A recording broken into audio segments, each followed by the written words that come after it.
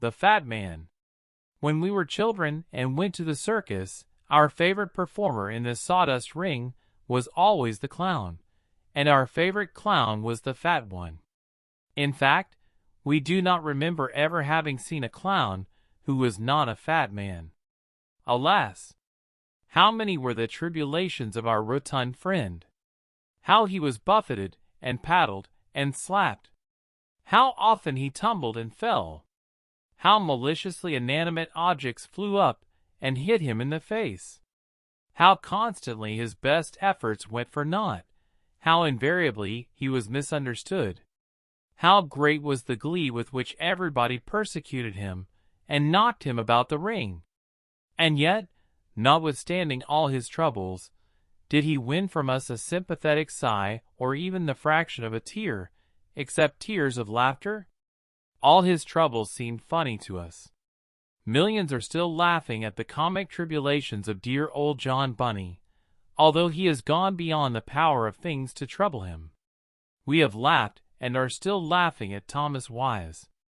From the days of Falstaff down to those of the movies, we have enjoyed laughing at the plights of a fat man on the stage. Fat men rule the world. In real life, it is much the same. Every fat man knows that only by unusual patience, good nature, and friendly tolerance can he live with his fellows. He is the butt of all jokes. He must smile at a constant patter of pleasantries about his unusual size. He hears the same old stupid japes over and over and over again. If he weren't the prince of good fellows and the best-natured man in the world, it would fare ill for those who torment him. As a matter of fact, it may be better for the rest of us than for the fat man that he is good-natured, easy-going, genial, fond of a good laugh, because fat men rule the world. Perhaps that is why it is so funny to us to see them in trouble. It is one of the foibles of humanity always to find pleasure in the mishaps of its rulers and superiors. The pranks of the schoolboy are intended to cause perplexity and distress to his teacher. This is true of the college youth in his playfulness. The same human trait manifests itself in 1,000 other ways. The fat man was born to rule. He enjoys the good things of life. He is fond of luxuries. He has a keenly developed sense of taste and a nice discrimination of flavor. He likes to wear good clothing. He likes soft, upholstered chairs, comfortable beds, a goodly shelter. Like old King Cole, always pictured in our nursery books with a gargantuan girth, he enjoys his pipe and his bowl and his fiddlers 3. He is fond of a good joke, and laughs more heartily than anyone else at it. In fact, enjoyment and pleasure may be said to be the keynote of the typical fat man's personality. But he is too heavy for physical activity. His feet are too small for the weight of his body. He does not care for strenuous physical exercise. It is not his idea of a good time to follow a golf ball all over a 20-acre field. He does it only because he thus hopes to reduce his flesh and enable himself to become once more the romantic figure he was in his youth. For, while the fat man may be a master of comedy, and while he may be a ruler of the people, he is not romantic. The big fellows do not well sustain romantic roles, except in grand opera, where nearly everything but the music is illusion and elusive. Our novelists all tell us that as soon as a man's girth begins to increase, he looks ridiculous in a fine frenzy.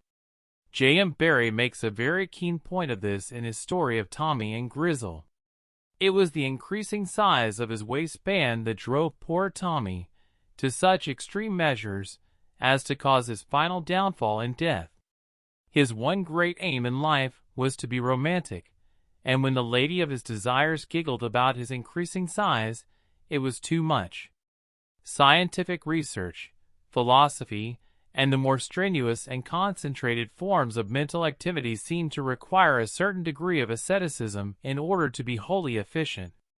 We are told that the person who feeds too well causes his mind to grow rather ponderous in its movements. He is inclined to fall asleep if he remains quiet and practices severe mental concentration for too long a time. He plans work for others.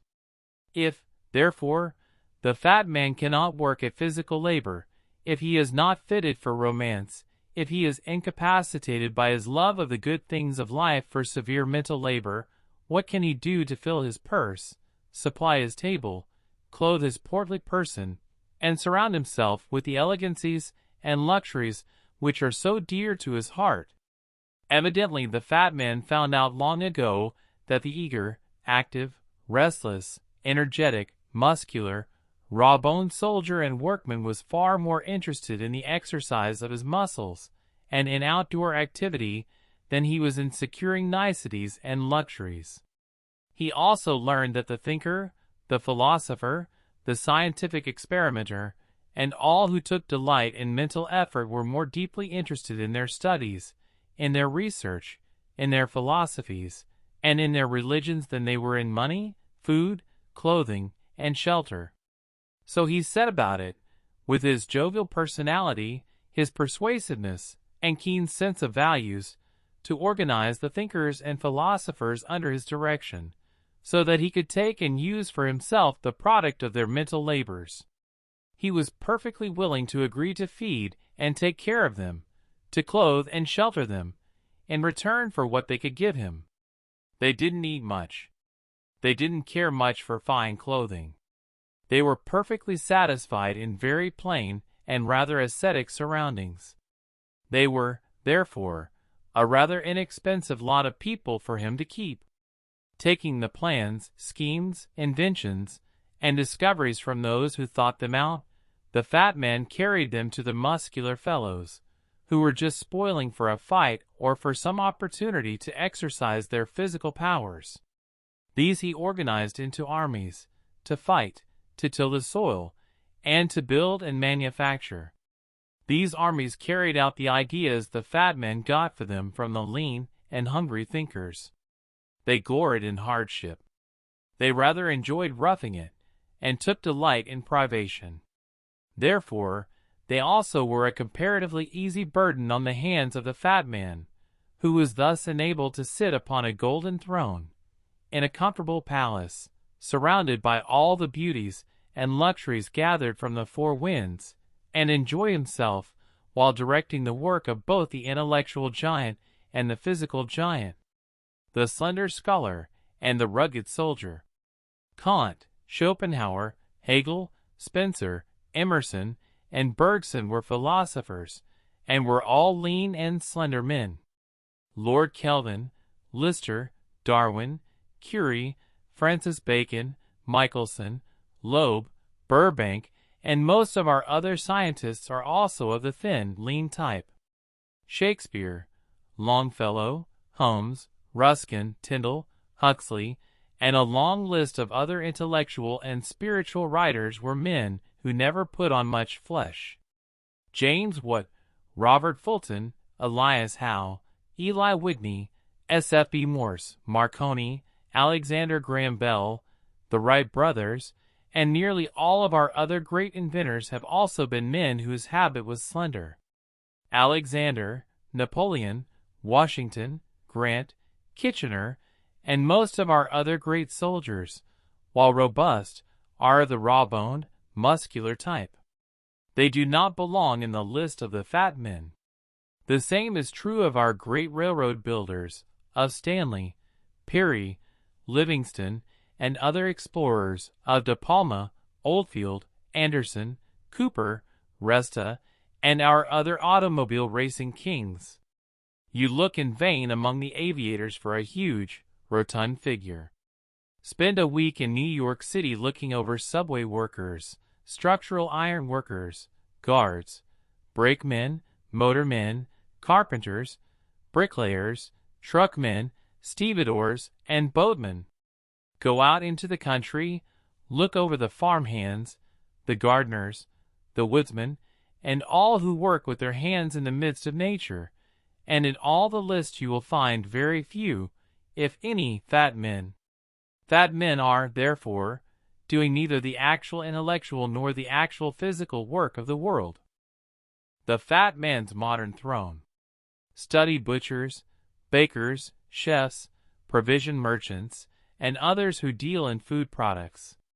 Among them you will find a good many corpulent figures. They are interested in good things to eat. They know how to handle them. They know how to purchase them, and they know how to sell them. They are able to tickle the palate of the lean and hungry scholar, of the robust and active soldier or worker, and, especially, of men as Epicurean as themselves. They are, therefore, successful in the handling of food products. Go a little further, study foremen, superintendents, managers, and presidents of corporations. In many a large upholstered chair, which represents, in our modern life, the golden throne of the olden days, you will find a fat man. Here, as of old, they are taking the ideas of the thinkers and the muscular powers of the workers, and combining the two to make profit for themselves. At the same time, they are finding for the thinker a market for his ideas that he himself could never find. Unless the fat man fed him, the lean man would become so lean that he would finally die of starvation. The big fellow is also finding a market for the muscular power, energy, and skill of the worker, a market which the worker, by himself, could never find. The fat man's valuable service. Recently we made a study of a large corporation. Amongst other things, we found it required $10,000 capital to provide the building, machinery, help, tools, advertising, selling, and other necessities of that business for every employee on the payroll. It also required unusual organizing ability and unusual selling ability to gather together the means for manufacturing the product and getting it into the hands of the consumer.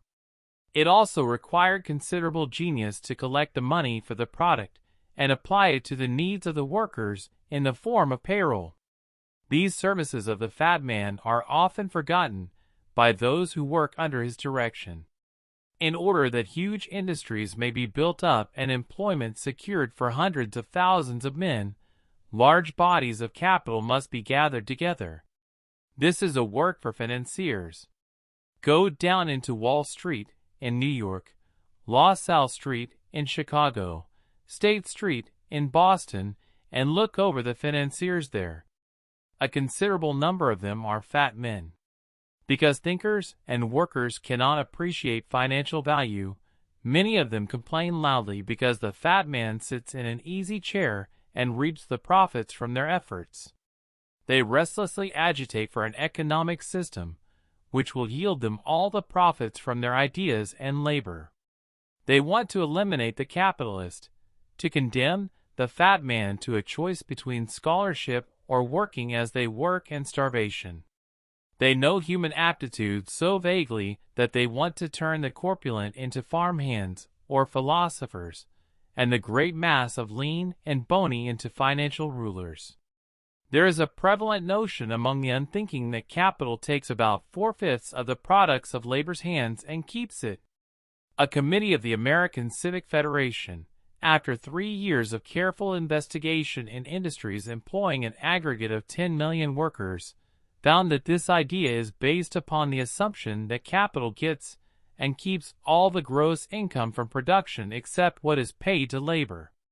It leaves out of account the cost of raw materials, the upkeep of buildings and machinery, and miscellaneous expenses.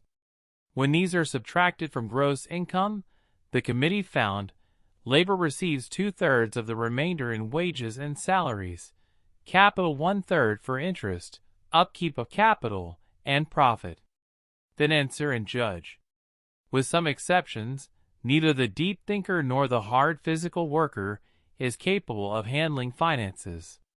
They are lacking in financial acumen, due, no doubt, to the fact that the thinker is interested chiefly in the object of his thought, the worker chiefly in the exercise of his powerful muscles.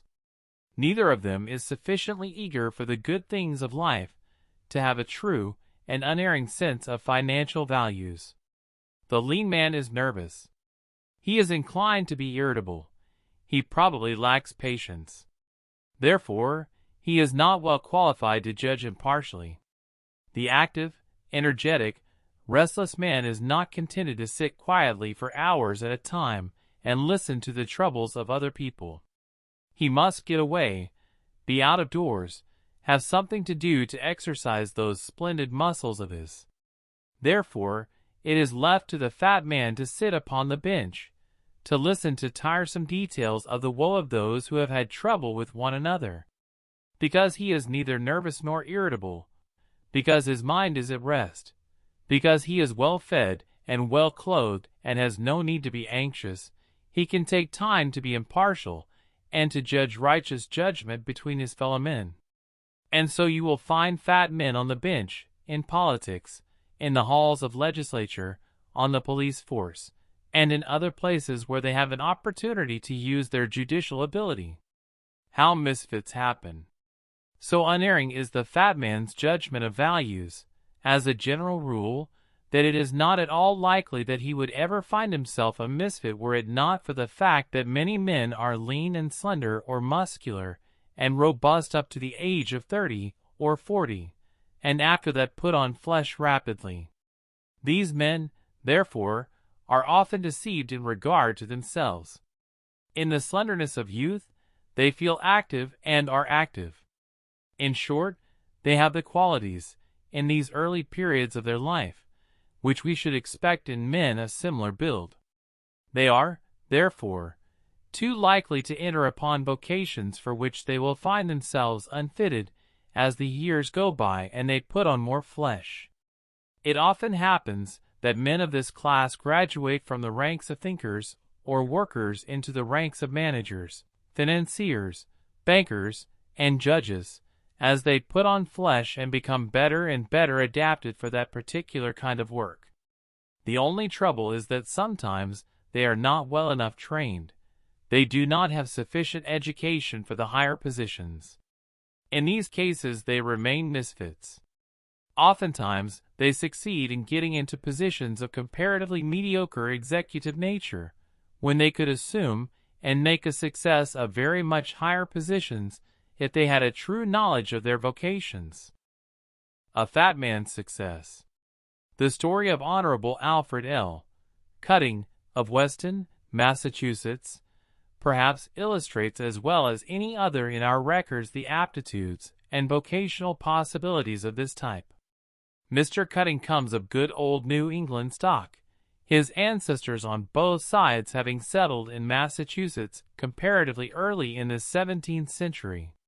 His father and his grandfather before him were merchants, and young Alfred began working in the parental general store as soon as he had finished school. As a youth, Mr. Cutting was quite distinctly of the bony and muscular type, being very active, fond of rowing and fishing, a great lover of nature, and of long tramps through the beautiful hills of eastern Massachusetts. As he entered manhood, however, he began to put on more flesh and to take less interest in strenuous outdoor sports. At the same time, he began to take a hand, in a quiet, modest way, in the town politics of Weston. While still a comparatively young man, he was elected a member of the Board of Selectmen of this town, and has held this position with singular acceptability to his fellow citizens almost continuously ever since. For a number of years, Mr. Cutting was associated with his father and brother in the general store, but, as time went on, he became ambitious to enlarge his activities. He, therefore, assisted in the organization of the New England branch of the Sheldon School of Chicago, and was its manager for a number of years. When he first undertook this work, Mr. Cutting had never made a public speech in his life, and, while he was interested in politics and ambitious for success along this line, he felt greatly handicapped by what he considered to be his inability to face an audience acceptably. It was at about this time that we first formed the acquaintance of Mr. Cutting and, upon consultation, informed him of his natural aptitudes and talents. He immediately began a careful study of public speaking, supplementing this study with actual practice both in politics and in his capacity as manager of the Sheldon School. In 1908 and 1909, he was a member of the House of Representatives for the state of Massachusetts, gaining credit for himself as a member of important committees and rendering to his own constituency unusually faithful and efficient service. Success in executive capacity. As manager for the Sheldon School, Mr. Cutting selected and trained a number of salesmen and assistants in the leadership of whom he did excellent work, he himself delivering lectures before boards of trade, chambers of commerce, trade conventions, and other such bodies in all parts of New England. He has since, however, given up this particular line of work to devote himself to politics, to his civic duties, and to the management of his growing mercantile business. He is, at present, chairman of the Board of Selectmen for the town of Weston, an office which he has held with distinction for 5 years. He is also a member of the Executive Committee of the Republican Club of Massachusetts. In 1913, he was the Republican candidate for representative in Congress for the 13th District, at the special election held during the year to fill the vacancy caused by the promotion of the Honorable John W. Weeks to the United States Senate. This was the year when the progressive vote was very large, and the Republican candidate for governor in Massachusetts was thousands of votes behind the progressive. Notwithstanding this unusual political situation, Mr. Cutting, though not elected, led his progressive opponent by more than 3,000 votes, and, by his splendid leadership, helped lay the foundation for the Republican victory in the same district the following year. At this writing, Mr. Cutting has just won a notable victory at the polls, having been elected a member of the Board of County Commissioners for Middlesex County by a very large plurality. He carried every district in the county except 2, and in nearly every district he ran far ahead of his ticket. Political principles and practices. Mr. Cutting's ability, however, is by no means fully indicated by the offices which he has held. He has never been an office seeker, but has preferred rather to work as a political leader.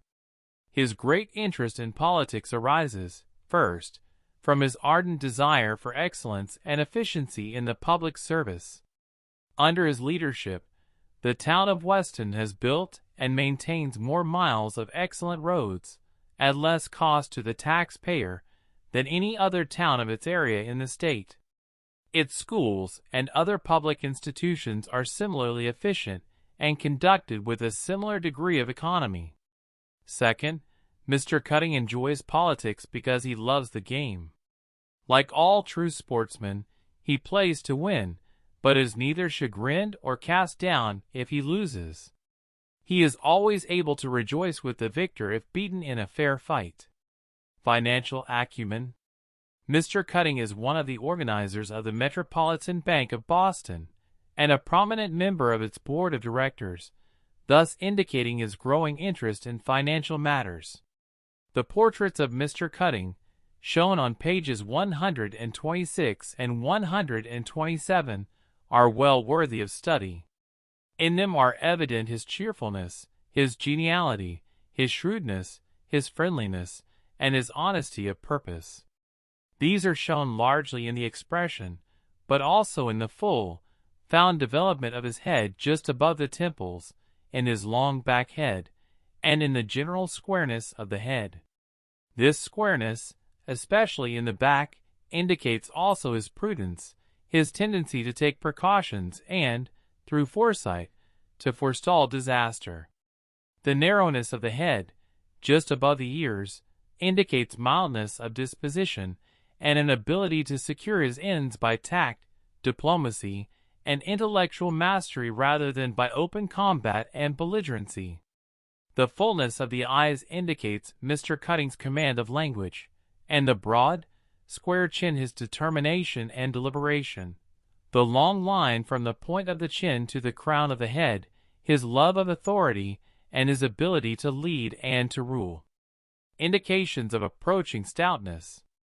The man of slender build who has indications clearly marked and easily recognizable of approaching stoutness should prepare himself for executive, financial, judicial, or merchandising work. He should study law, economics, finance, banking, politics, political economy, public speaking, and other such branches. If he has the ability to write, he should prepare himself to write on financial or political subjects. Many of our most noted political writers are fat men. Such writers as Alfred G. Lewis, Samuel G. Blythe, and others are good examples of this type. Indications of approaching stoutness are not difficult to detect. Heredity has a powerful influence. The young man who resembles his father in facial appearance and coloring will probably grow stout if his father is a fat man.